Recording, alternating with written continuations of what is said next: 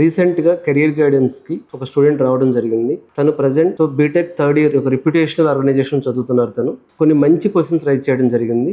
ఆ క్వశ్చన్స్ని ఈ వీడియోలో ఎక్స్ప్లెయిన్ చేస్తాను. నేను ఇప్పుడు థర్డ్ ఇయర్ కంప్లీట్ చేశాను, కానీ అందరితో కంపేర్ చేసుకుంటే నేను కొంచెం వెనకున్నానేమో అనిపిస్తుంది. యాక్చువల్గా అసలు నేను ఎలా ఉన్నాను మా కాలేజ్లో మిగతా వాళ్ళతో పోల్చుకుంటే స్కిల్స్ పాయింట్ ఆఫ్ వ్యూలో, అకాడమిక్ పాయింట్ ఆఫ్ వ్యూలో, ప్లేస్మెంట్ పాయింట్ ఆఫ్ వ్యూ ఎలా ఉన్నాను నాకు ఎలా తెలుస్తుంది. క్వశ్చన్ నెంబర్ 2, అసలు నేను ప్లేస్మెంట్కి రెడీగా ఉన్నాననే విషయం అసలు ఎలా తెలుస్తుంది, ఎలా వ్యాలిడేట్ చేసుకోవాలి. వెరీ గుడ్ క్వశ్చన్ ఇది. థర్డ్, ఇప్పుడు ప్లేస్మెంట్స్కి కంపల్సరీగా కావాల్సిన స్కిల్స్ ఏంటి. ఇప్పుడు 2026లో వాళ్ళకి ప్లేస్మెంట్స్ ఉంటాయంట థర్డ్ ఇయర్ కాబట్టి. సో ఇప్పుడు ప్లేస్మెంట్స్కి కంపల్సరీగా కావాల్సిన స్కిల్స్ ఒక 10 స్కిల్స్ చెప్పండి సార్, నేను నేర్చుకుంటాను. నెక్స్ట్ పాయింట్, నాకు అసలు ప్లేస్మెంట్ వస్తుందా రాదా అనేటటువంటి కన్ఫ్యూజన్ ఉంటుంది నాకు.